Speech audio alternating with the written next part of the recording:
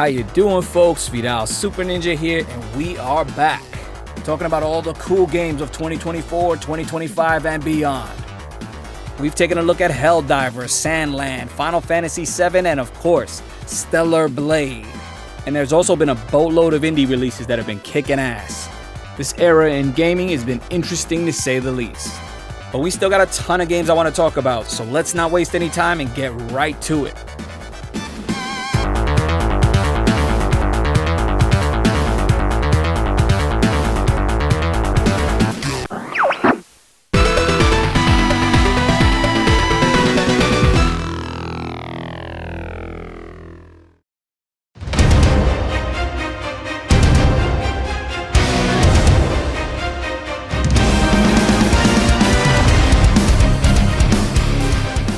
Old school Castlevania fans, do I have a treat for you.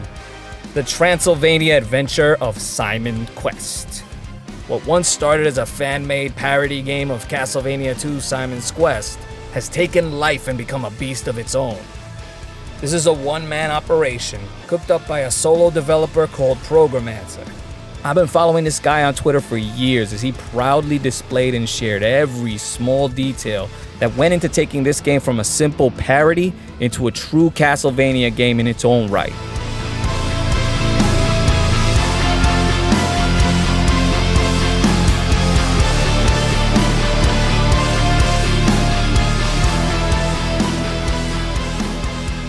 You play as a failed vampire hunter named Simon Quest, who believes it's his destiny to slay the vampire lord Dracula, only to find out that this has already been done by your rival Stan Helsing.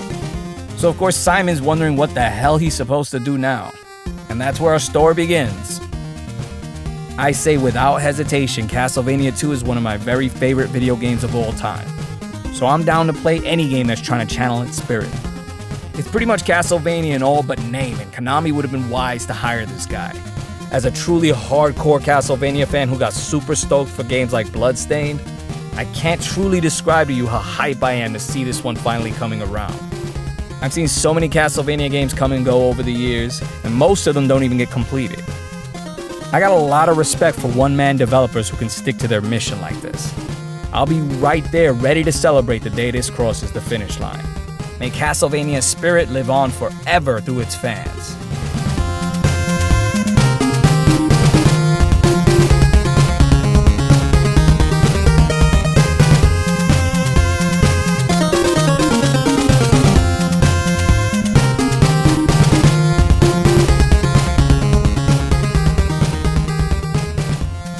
There's no exact release date yet, but this one is dropping in 2025.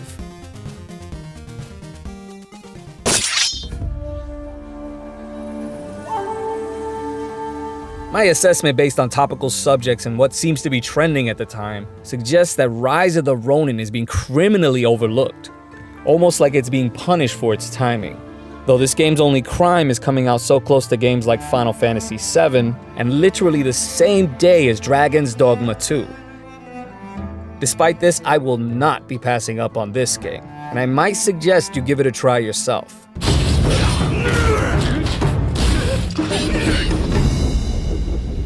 This game was developed with PlayStation Studios' assistance by Team Ninja, the very same Team Ninja responsible for the likes of Ninja Gaiden Black and Neo, two game series I am very fond of. So if you played either, you might have some idea of what to expect here. Though this is their first attempt at the open world format, so I'm very curious to see how they put it all together. Despite their hiccups with some of the later Ninja Gaiden Sigma games, this team's ability to make martial arts combat systems is second to none. Within their blueprint of work is some of the greatest action games ever made, and I can't help but to be hyped for that. If the drum drives the rhythm, then the river directs the flow. It takes place in Japan during the Bakumatsu period. In video games, this is a mostly unexplored time period, happening around the mid to late 1800s. It also marked the end of the Great Edo period.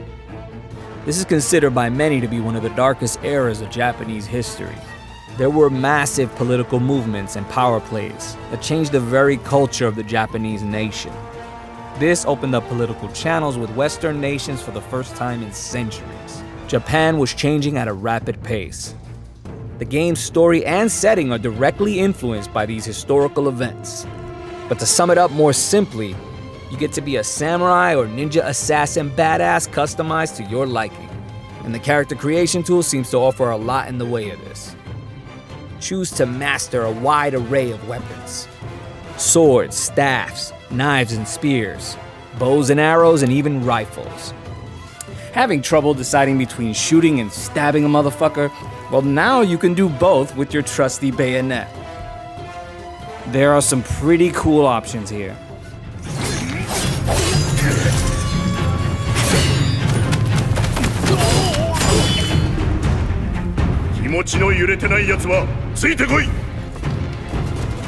Explore the massive open world map, do a ton of side quests, collect a bunch of shit, and of course, take revenge for your family. All while searching for your missing blade sibling. I am hopelessly obsessed with samurai movies. 7 Samurai, 13 Assassins, Yojimbo. I don't care what anybody says about Tom Cruise, The Last Samurai is freaking awesome. And I'll die on that hill. Martial arts is my life, and I really think you should make it a part of yours. You could start by playing Rise of Ronin, and let me know what you guys think. This one dropped on March 22nd exclusively on the PlayStation 5. Switching gears now.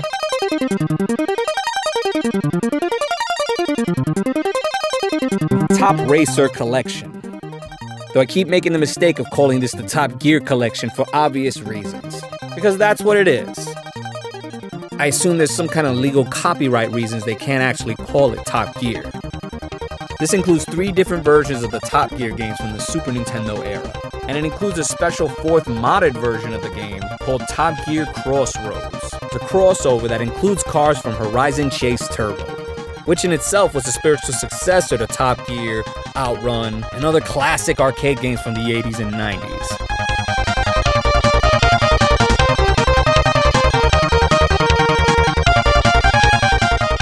Got a lot of nostalgia tied to the Top Gear games because I used to play them all the time with my uncle back in the day. At one time or another, these games used to show up under my Christmas tree and always used to bring the good times with them. I freaking love Top Gear games, and I really enjoyed Horizon Chase Turbo. I was especially fond of Top Gear 2 on the Sega Genesis, so I'll admit I'm a little disappointed that the Sega versions of these games are not included in this collection. At least that's the case as of this recording, but who knows, maybe we'll see them down the road. In the meantime, I'm looking forward to some retro racing. There's no word yet about a physical release, but you can download this one right now.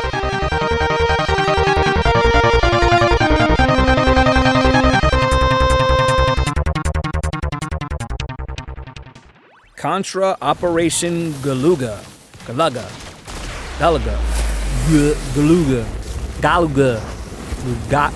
I don't know how it's fucking pronounced.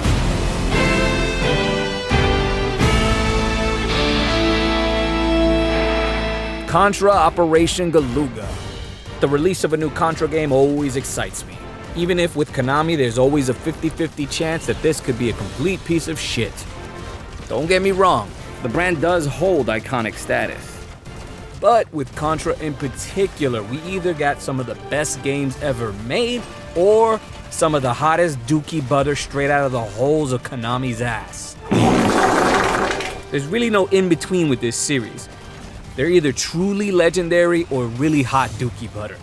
Look, I don't make the rules, I'm just reporting the weather here. But I digress. This game looks like it's gonna be fucking awesome.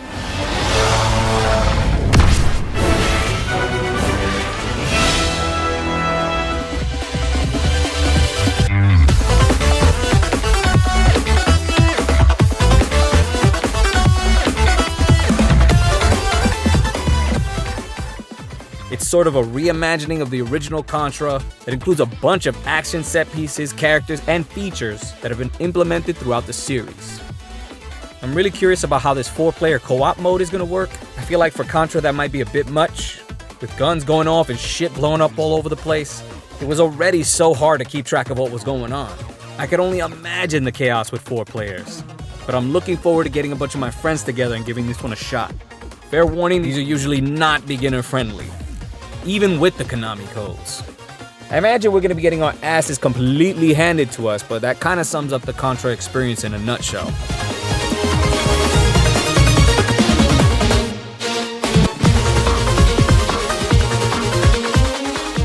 Also, I gotta give a shout out to one of the composers who worked on this game, Alex Mokala.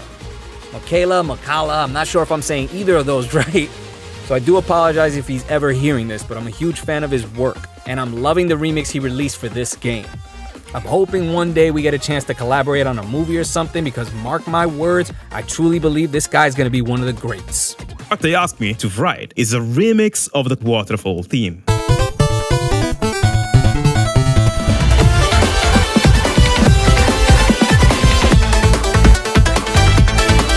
I want to walk you through how I rearranged this track for Contra Operation Galuga. Go check out his YouTube channel. He's got a lot of behind-the-scenes insight on the creation process of the music of the game.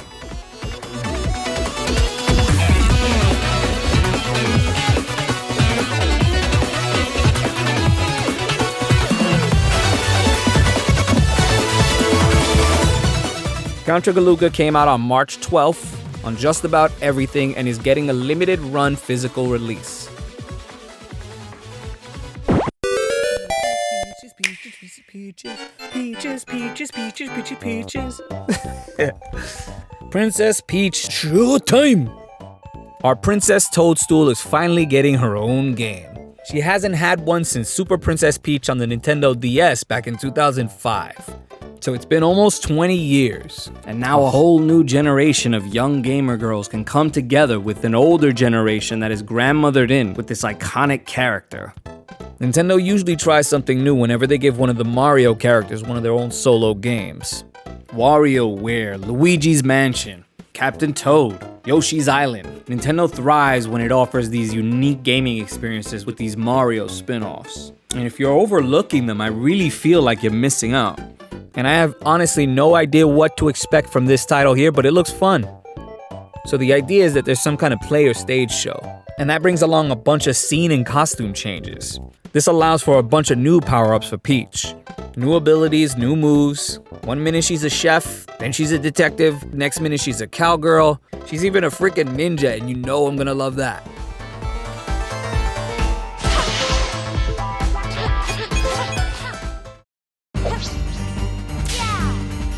Howdy there.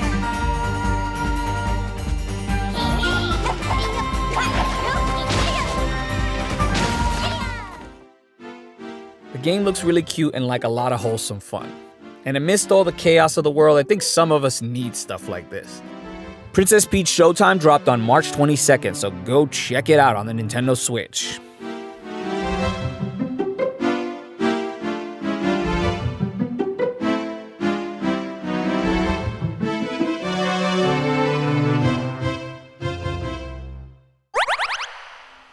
Project DT, or DT Project. I'm not sure which it is. It doesn't really matter though, because this is very likely a placeholder name.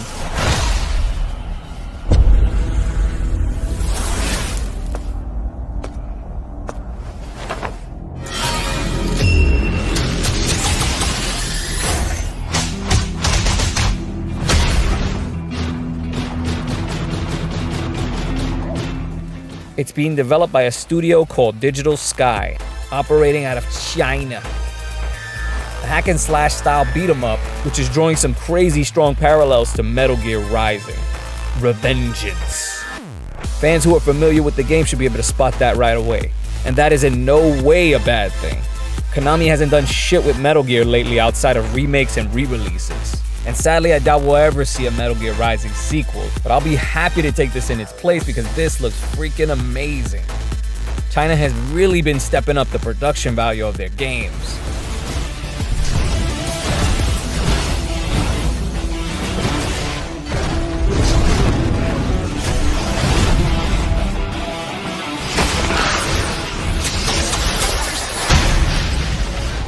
Though there hasn't been a lot of gameplay footage translated into English yet, there's a ton of behind-the-scenes footage spoken in Chinese languages all over YouTube right now. You should definitely check them out if you're curious to see more. From what I've seen of the gameplay and behind-the-scenes footage, there seems to be an emphasis on strong, fast-paced martial arts combat. For a kung fu movie enthusiast like myself, I'm really loving what I'm seeing here.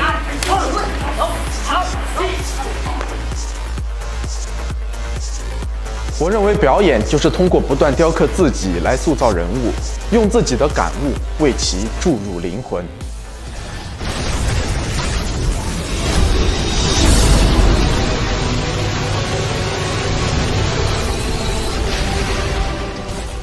I mean, look at that thing. That's a freaking Metal Gear. I'm telling you, these Chinese developers are cooking like a Panda Express. About to order some pork fried rice and a beef lo mein. There's an emphasis on stylish combos that build up rank as you fight, a la Devil May Cry. Our lady protagonist here looks so badass. Western developers need to take notes. This is what we want our action heroines to be like. Oh, but I can't see myself in this character. We're not being represented. We can't see ourselves on screen. Man, fuck that. I'll be a cyborg ninja assassin lady any day.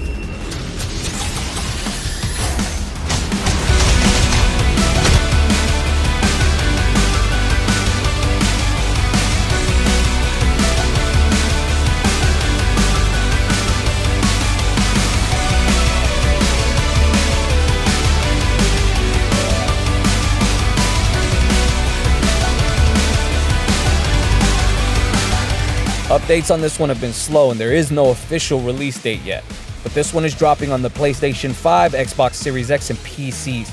I'll let you guys know about any updates I hear and hopefully we'll have an official release date soon.